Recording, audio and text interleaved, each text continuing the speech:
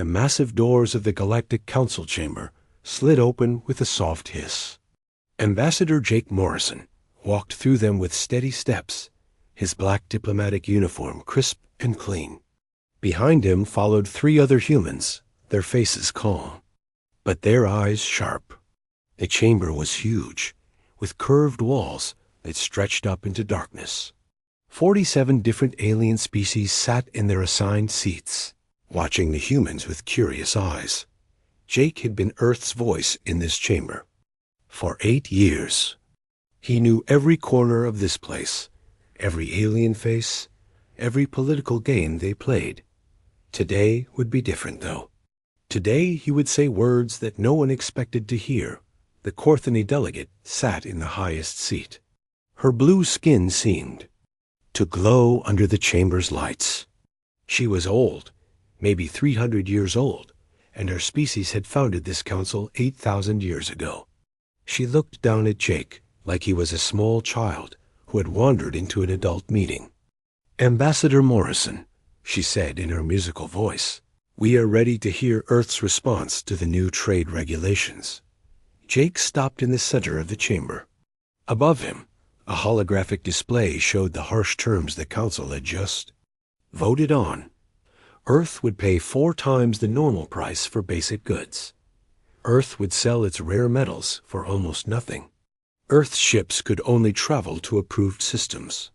Earth's colonies could only grow to approved sizes. The Zeltharian representative, a tall creature with gray skin and 4 arms, leaned forward in his seat. "These terms are generous," he said. "Humanity has been in the Council for only 30 years. You must prove your loyalty to galactic peace." Jake almost smiled. 30 years of proving loyalty. 30 years of following rules that other species ignored. 30 years of watching alien traders get rich off human work, while humans stayed poor dot in the gallery above. Captain Lisa Brooks watched everything. She commanded the human diplomatic fleet, 3 ships that had brought Jake and his team to this meeting. The aliens thought those were just transport ships. They were wrong about many things. "The terms are clear," said the Vrex delegate, his red eyes glowing. "Earth accepts them or faces economic isolation." Jake looked around the chamber. 47 species, some older than human civilization. They had built this council to keep peace in the galaxy. But peace for who? The strong species made the rules. The weak species followed them or suffered. "I have Earth's response," Jake said. His voice carried easily through the chamber. "The United Earth government has considered your terms carefully." The aliens leaned forward. They expected Earth to bend the knee like always. They expected humans to accept whatever scraps they offered. "Earth rejects these terms," Jake continued. "Furthermore, Earth formally withdraws from the Galactic Council, effective immediately." The chamber exploded into noise. Aliens shouted in dozens of languages. The Corthany delegate's blue skin turned darker with anger. The Zeltharian representatives' 4 arms waved wildly. "Impossible," shrieked the Andromedan delegate. "No species has ever left the Council." "Earth cannot survive alone," said the Centauri ambassador. "Your economy depends on Council trade." Jake waited for the noise to die down. When it did, he spoke again. "Earth will honor existing contracts with individual species. We will maintain diplomatic relations with any who wish it. But we will no longer recognize Council authority over human affairs." The Corthany delegate stood up. Her ancient face showed pure shock. "You cannot do this. The Council maintains galactic order. Without us, there is only chaos." "The Council maintains your order," Jake replied. "For humanity, your order looks like slavery." Captain Brooks smiled from the gallery. She had been waiting for this moment. Her ships were already receiving coded messages from Earth. Phase 1 was beginning. "Your primitive species will starve without Council protection," snarled the Draconian delegate. "Your colonies will be attacked by pirates. Your trade routes will collapse." Jake's three companions finally spoke up. Dr. Amy Foster stepped forward. "Our colonies are stronger than you think." Commander Rick Davis nodded. "Our ships are faster than you know." Trade Minister Steve Parker smiled. "Our economy is more independent than you realize." The chamber fell silent. For 8,000 years, no species had challenged the council like this. Some had fought wars and lost. Some had been destroyed. But none had simply walked away. "You will crawl back within." "A year," promised the Zeltharian. "Your people will demand you rejoin when they start starving." Jake shook his head. "The council taught us many things. You taught us that the galaxy respects only strength. You taught us that words mean nothing without power to back them up. You taught us that the strong take what they want from the weak." He turned to face the entire chamber. "Thank you for those lessons. We learned them well." The Corthony delegate's voice shook with rage. "Guards, arrest these humans for treason against galactic order." But the council guards did not move. They looked confused. Captain Brooks had quietly been talking to their commanders for the past hour. "Amazing what happened when you offered better pay and working conditions." Jake and his team walked toward the exit. No one tried to stop them. The aliens were too shocked to react quickly. "This is not over," called the Vrex delegate. "We will make you pay for this insult." Jake stopped at the chamber doors and looked back one last time. The council had a choice. You could have treated us as equals. Instead, you chose to treat us as slaves. Now you get to see what free humans can do. The doors closed behind them with a soft hiss dot in the chamber. 47 alien species sat in stunned silence. For the first time in 8,000 years, someone had said no to the Galactic Council and walked away alive. Outside the chamber, Jake and his team moved quickly through the station corridors. Captain Brooks met them at the docking bay, where their ships waited. "All human citizens are evacuating council space," she reported. "The withdrawal begins now." Jake nodded. "Signal Earth. Tell them the die is cast. Humanity walks alone now." As their ships launched from the station, Jake looked back at the massive council headquarters. For 30 years, humanity had tried to fit into their system. For 30 years, they had accepted being treated as lesser beings. Those days were over. The galaxy was about to learn what humans could really do when they stopped asking for permission. Behind them, emergency meetings were already starting. The council was scrambling to understand what had just happened. They would send threats, demand explanations, offer new deals. It was too late for all of that. Humanity had made its choice. The galaxy would never be the same. The evacuation began at exactly midnight Galactic Standard Time. Across 57 council worlds, human citizens received the same message on their personal devices. The message was simple: "Come home now." Commander Rick Davis stood in the control room of the human embassy on Nexus Prime. Through the tall windows, he could see the lights of the council capital stretching to the horizon.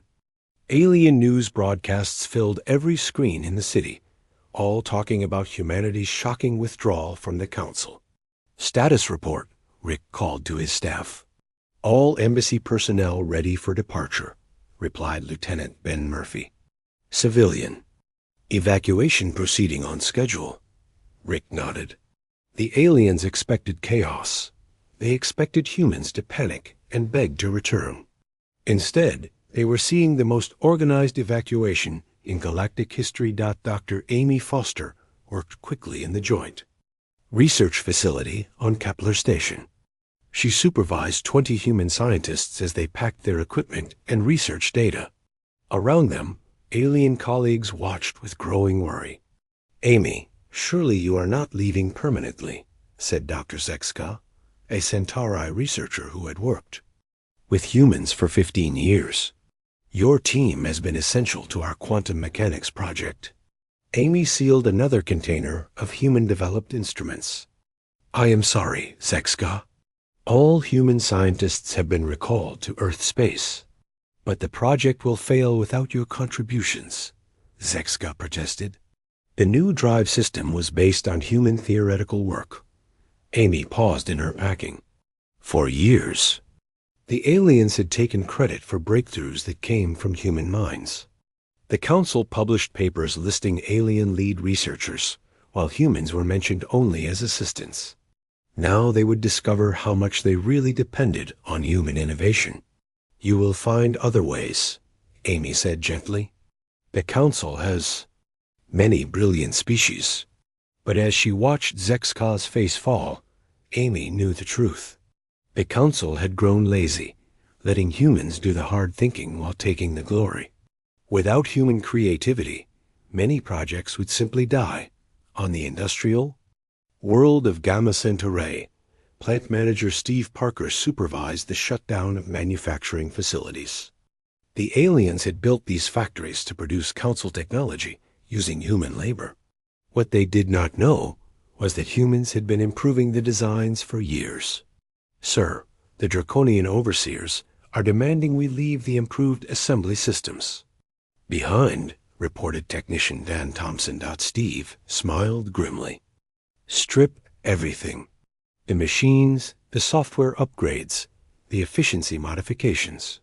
If we built it, we take it. The Draconian supervisor approached with angry red eyes. You cannot remove those systems. They belong to the facility. Check your contracts, Steve replied calmly. Any improvements made by human workers belong to humanity. We are taking our work with us. As human workers dismantled equipment, the Draconian realized his factory would lose 70% of its production capacity. The humans had not just been following alien designs. They had been making them better. Similar scenes played out across Council space. Human traders closed their shops and loaded their goods onto transport ships. Human doctors finished treating their patients and packed their medical supplies. Human teachers said goodbye to alien students who would no longer benefit from human teaching methods. Captain Lisa Brooks coordinated the fleet movements from her flagship. What amazed the watching aliens was not just the speed of evacuation, but the revelation of humanity's true capabilities. Captain, the Zaltharian patrol ships are trying to intercept our convoy from Proxima 7, reported Navigation Officer Helen Young. Show them what our merchant ships really carry, Lisa ordered. The 3 Zaltharian vessels moved to block the human convoy, expecting easy targets. Instead, the lead human transport ship suddenly revealed hidden weapon ports and military grade shields. Warning shots streaked across space. This is Captain Brooks of the human evacuation fleet, Lisa broadcast.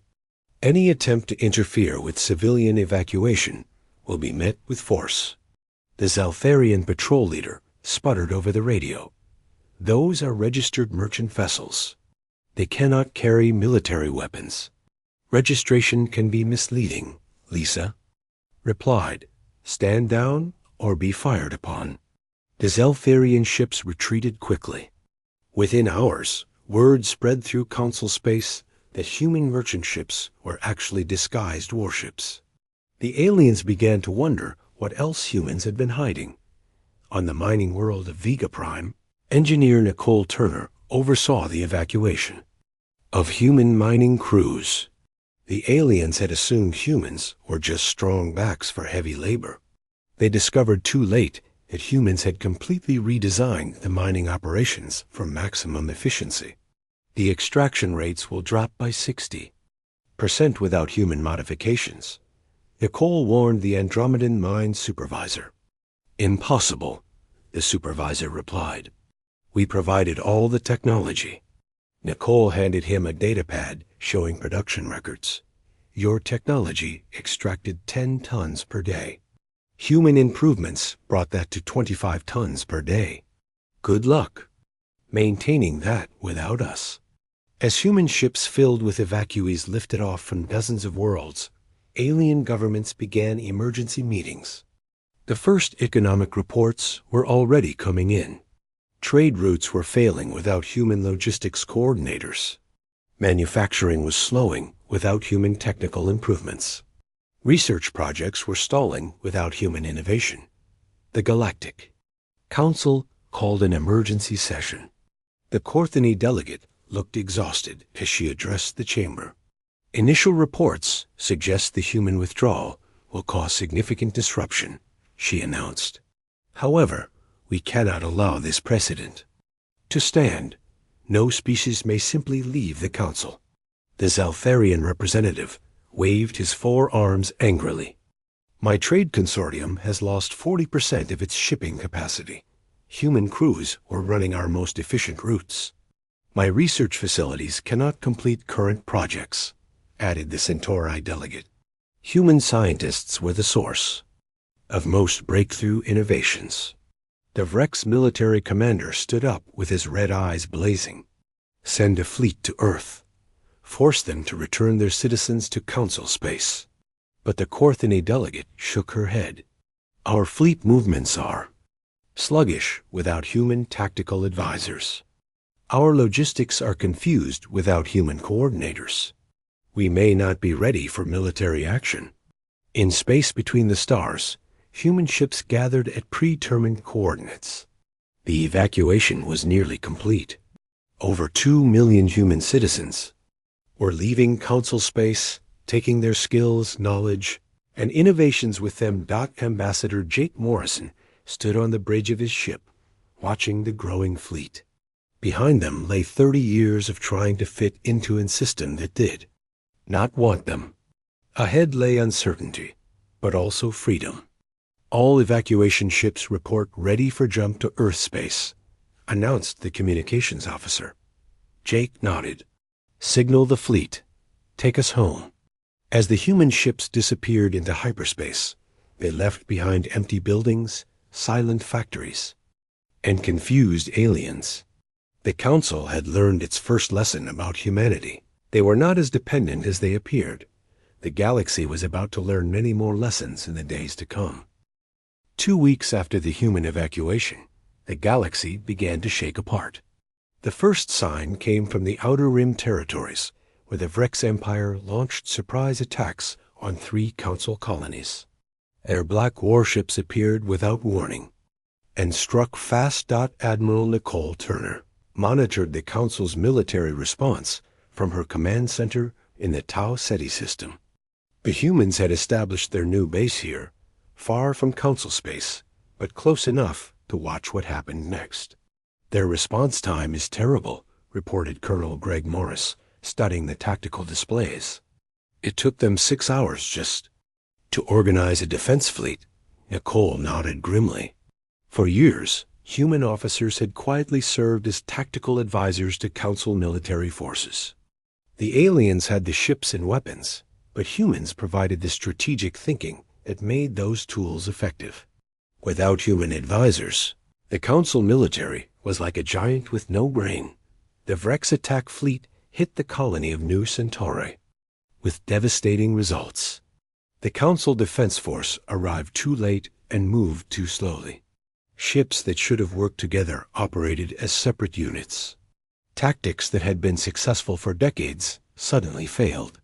They are fighting like it is still 8,000 years ago, observed Captain Dan Thompson, watching the battle feeds. No flexibility, no adaptation, just following old patterns. The Vrex commander seemed to understand this weakness immediately. His forces used rapid hit-and-run tactics that confused the rigid council formations. Within hours, 2 colonies had fallen and the third was under siege. Back on Nexus Prime, emergency meetings ran day and night. The Corthany delegate looked older than her 300 years as she faced the council chamber. The military situation is critical, she announced. Our forces are struggling against Vrex tactics that we have defeated before. The draconian military leader stood up with his red eyes dim with worry. Our battle plans are not working. Something has changed in how we fight. What had changed was simple. No more humans. Human tactical thinking had become so integrated into council military operations that the aliens had forgotten how to fight without it. Human officers had provided the creative solutions and adaptive strategies that kept the Council military effective. But the military crisis was just the beginning. The economic disaster was spreading faster than anyone expected. On the trading world of Commerce Station, Merchant Ben Murphy operated one of the few remaining independent shipping companies. He watched alien traders desperately trying to maintain supply routes that humans had organized and managed. The Zeltharian Consortium lost another 3 cargo fleets this week. His assistant Kelly Sanders reported, "They cannot find the safe routes through the Nebula Belt." Ben smiled. Humans had mapped those routes, negotiated safe passage with local pirates, and established the timing schedules that made profitable trade possible. Without human knowledge, ships were getting lost, attacked, or arriving at the wrong times. The Zeltharian Trade Consortium, which had pushed hardest for the punitive tariffs against Earth, saw its stock value drop by 60% in 2 weeks. Trade routes that had been profitable for decades were now losing money. "We need human navigators," the consortium leader admitted in a private message to his board members. "Our alien crews cannot maintain the complex scheduling that makes these routes work." But finding human navigators was becoming impossible. Earth had recalled all its citizens, and independent human traders were either heading home or operating in free space beyond Council control. The food crisis hit next. Agricultural worlds across Council space discovered that human crops were not just luxury items, but essential parts of alien diets. Human farmers had spent decades developing crop variants that could grow in alien soil and provide nutrients that alien bodies needed. Dr. Amy Foster, now working from a human research station in the Tau Ceti system, received desperate messages from her former alien colleagues. "Amy, please help us," wrote Dr. Zexka from Kepler Station. "The protein synthesis project has completely failed without human input. 3 worlds are facing nutritional deficits." Amy read the message with mixed feelings. She had liked working with Zexka, but the Council had made its choice. "Forward this to Earth Command," she told her assistant. "Let them decide how to respond." Earth's response was swift and clear. Humanitarian aid would be provided, but only through direct agreements with individual worlds, not through the Council. Any world that wanted human help would need to recognize Earth's independence and negotiate as equals. Several desperate planets immediately accepted these terms. The Council leadership watched in horror as their member worlds began making separate deals with humanity. The black market for human goods exploded across Council space. Smugglers like trader Steve Parker, operating from the independent colony of Haven Station, could name their prices for human agricultural products and manufactured goods. "Demand is through the roof," Steve reported to his Earth contacts. "I am getting 10 times normal prices for basic human food items. Alien worlds are willing to pay anything." The Council's tariffs had backfired completely.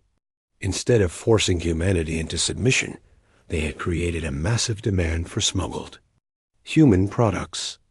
Criminal organizations grew rich moving human goods through illegal channels while legitimate businesses suffered. The Andromedan delegate stood before the Council chamber with obvious distress. "Our worlds are experiencing civil unrest. Citizens cannot understand why goods that were common 2 weeks ago are now unavailable." Similar reports came from across Council space. Riots broke out on industrial worlds where production had stopped without human technical improvements. Medical facilities ran short of supplies as human-designed pharmaceutical processes failed. Transportation systems collapsed as human logistics coordinators were no longer available. The Corthony delegate tried to maintain order, but her authority was cracking. "We must find solutions that do not involve surrendering to human demands," she insisted. But practical reality was stronger than political pride. The Centauri ambassador quietly approached human representatives through back channels, offering to recognize Earth's independence in exchange for continued research cooperation. The draconian trade minister secretly negotiated with human smugglers to maintain supplies of essential goods. Even the Zelfarian consortium, despite their public anger, sent private messages to Earth offering improved trade terms. Admiral Turner watched these developments with satisfaction. They are learning that the galaxy needs humanity more than humanity needs the Council, she told her staff. But the most shocking revelation was yet to come. Intelligence reports from human agents still operating in Council space brought news that changed everything. The Vreks are not just attacking randomly, reported Spy Master Frank Robinson from his hidden base near Council space.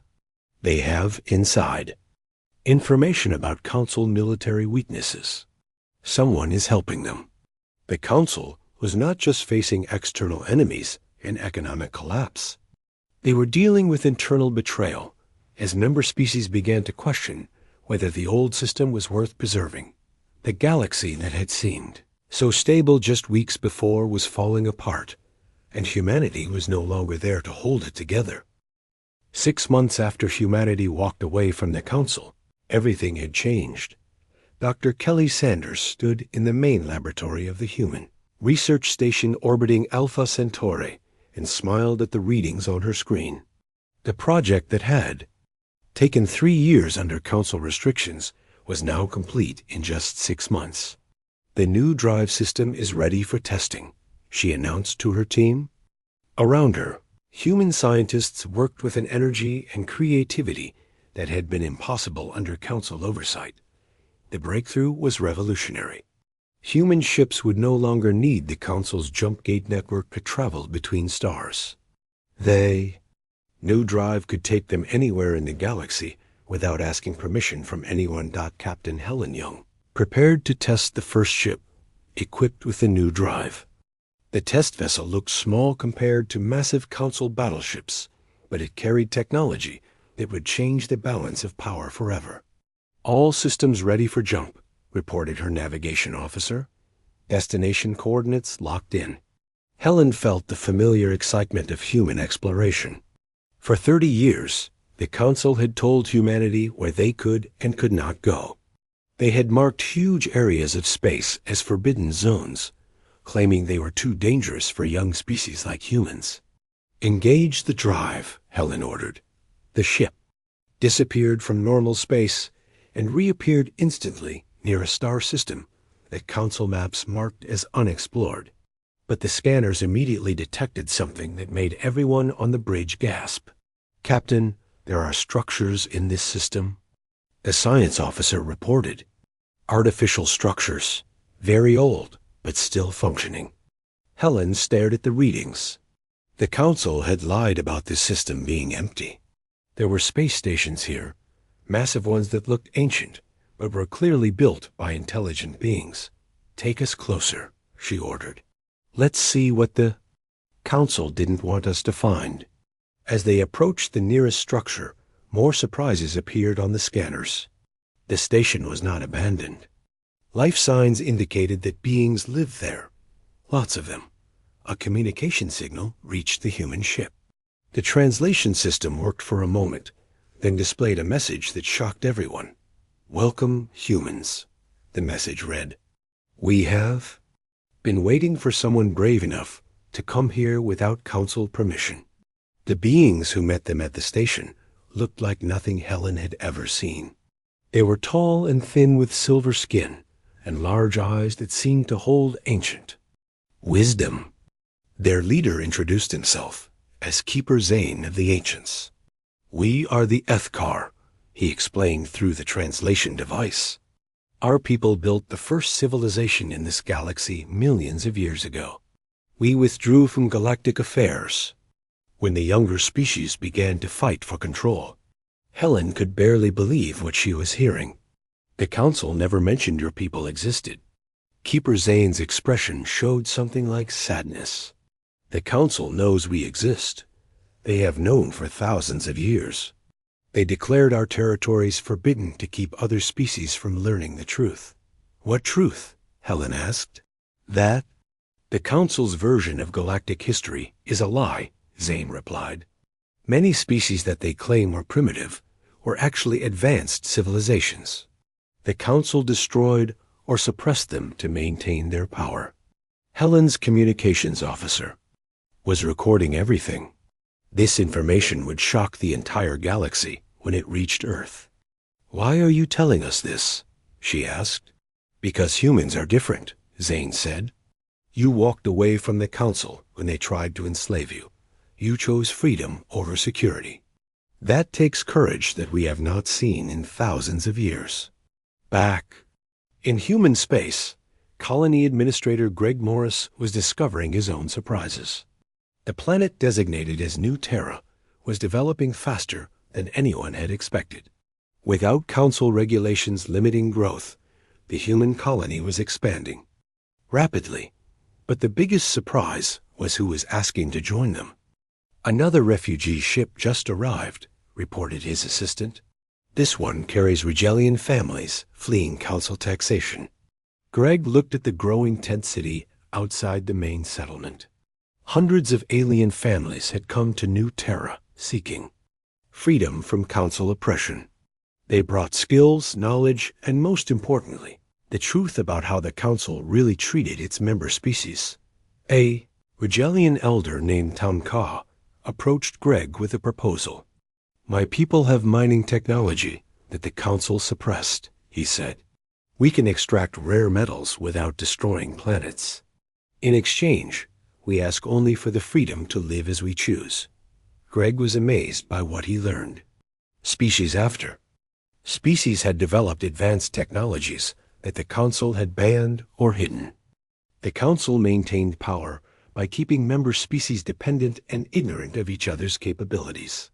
Welcome to New Terra, Greg told Tamka. Here, everyone shares what they know. Meanwhile, the Council's military situation was getting worse. The Vrex Empire had captured 5 more star systems and showed no signs of slowing down. Admiral Nicole Turner monitored their advance from her command center. The Council forces are retreating again, reported her intelligence officer. They lost the Battle of Kepler without even landing a hit on the Vrex fleet. Nicole shook her head. Council military doctrine had not changed in centuries. They relied on massive formations and overwhelming firepower. The Vrex used speed, deception, and flexible tactics that the rigid Council forces could not counter. Sir, we are receiving a priority message from Earth Command, announced the communications officer. The President wants to know if we should offer military assistance to Council worlds under attack. Nicole considered the question carefully. Innocent beings were dying in the Vrex attacks, but helping the Council militarily might encourage them to continue their oppressive policies. Tell Earth Command that we will defend any world that declares independence from the Council, she decided.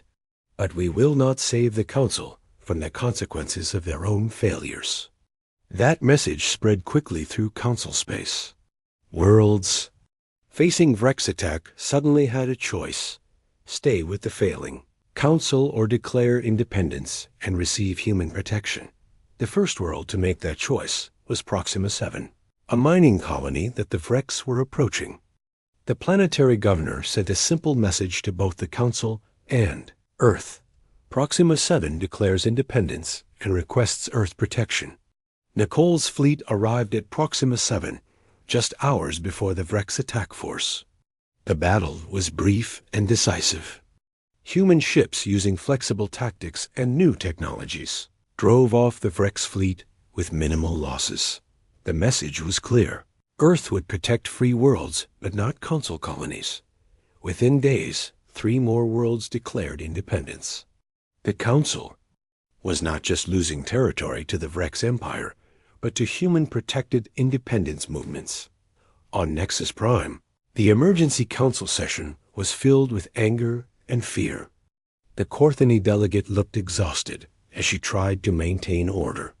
12 worlds have now declared independence, she announced.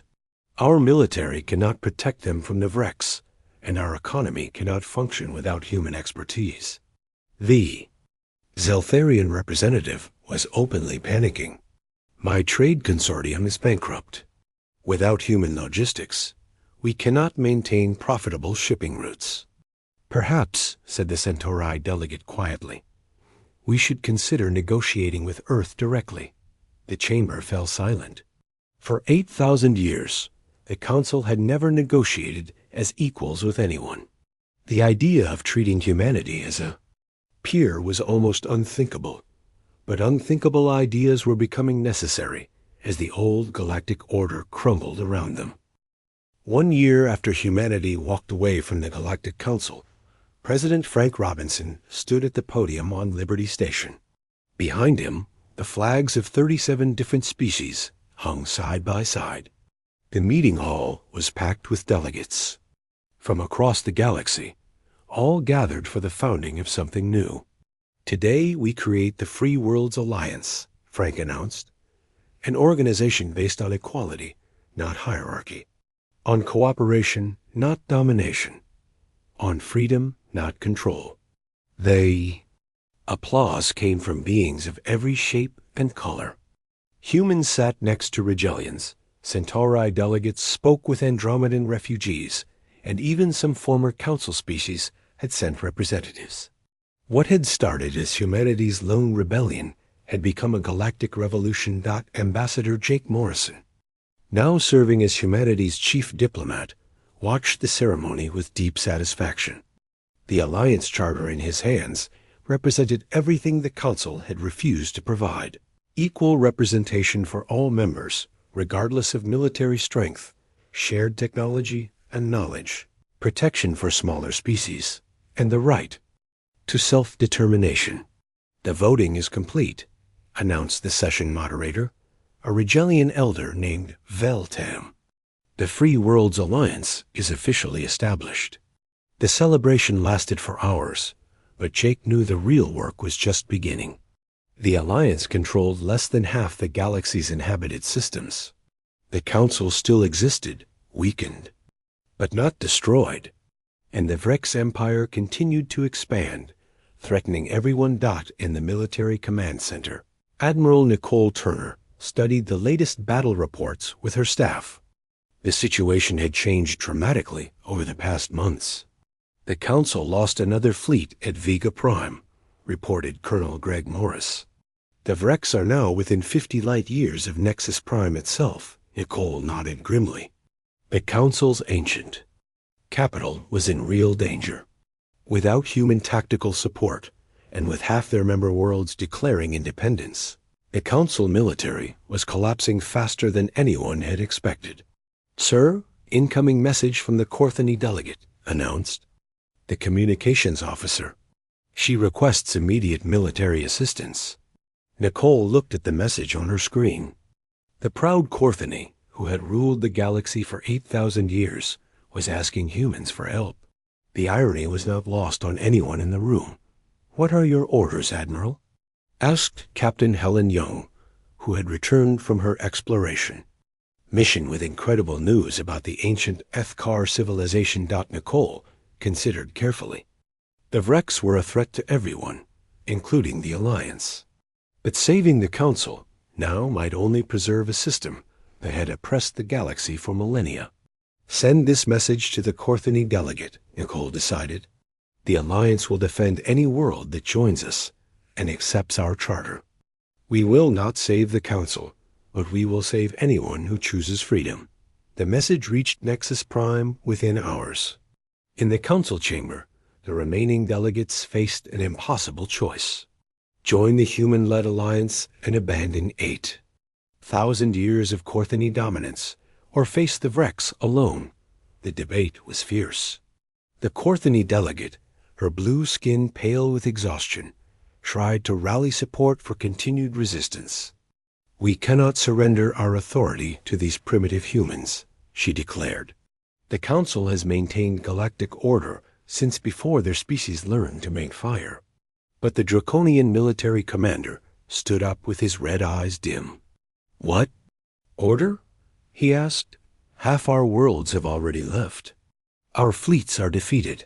Our economy has collapsed. What exactly are we trying to preserve? The Zeltharian representative, his forearms trembling with emotion, spoke next. My people are starving because we cannot maintain trade routes without human expertise. Pride will not feed our children. One by one, the remaining council species made their choice. The Centauri joined the alliance first, followed by the Andromedans, then the Draconians. Even some Zeltharian colonies broke away from their government to seek alliance protection now by the end of the week. Only 12 species remained loyal to the original council. The Corthini found themselves ruling an empire that existed mostly in their memories. But the Vrex Empire was still advancing, and now they faced a different enemy. The Alliance fleet that met them at the Battle of Rigel was unlike anything the galaxy had seen before.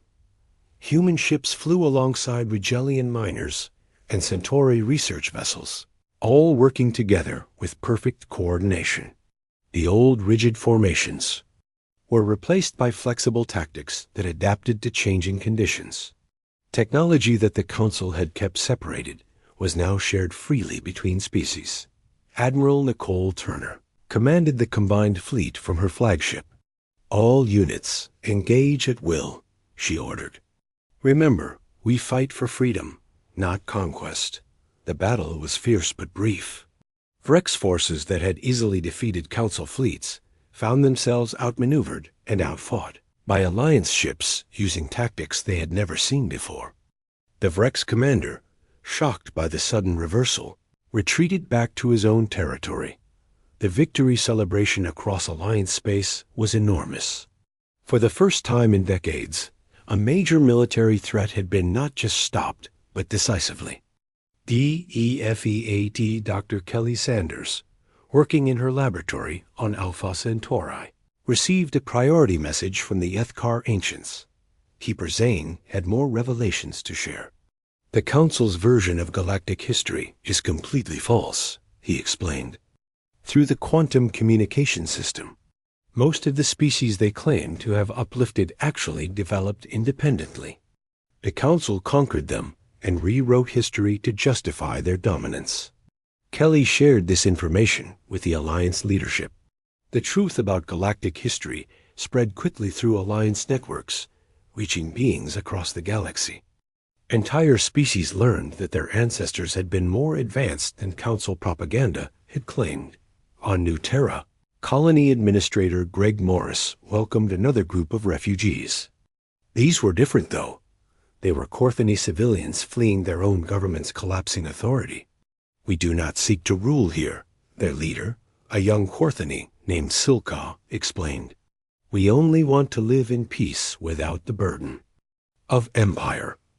Greg smiled and offered them land next to the Rigelian mining families and Centauri research communities. Everyone is welcome in the Alliance if they accept our principles of equality and freedom. The transformation was complete. What had started as humanity's rejection of Council authority had become a new model for galactic civilization. Species that had been enemies for centuries now worked together as equals. Technology and knowledge flowed freely instead of being hoarded by the powerful Dot. The old Galactic Council still existed, reduced to governing just the Corthini whole world and a few loyal colonies. They sent increasingly desperate messages to Alliance worlds, offering reforms and concessions that came far too late. Ambassador Jake Morrison read the latest Council proposal and shook his head. They still do not understand, he told his staff. This was never about getting better terms. It was about freedom to choose our own path. As he looked out at the bustling commerce of Liberty Station, Jake saw the future of the galaxy. Humans worked alongside dozens of alien species, sharing ideas and building something new together. The rigid hierarchy that had controlled galactic civilization for 8,000 years was finally broken. The galaxy had been shocked when humanity walked away from the Council. Now they understood that walking away had been just the beginning. Humanity had not just left the old system, They had shown everyone how to build a better one. The age of the Galactic Council was over. The age of the Free Worlds Alliance had begun.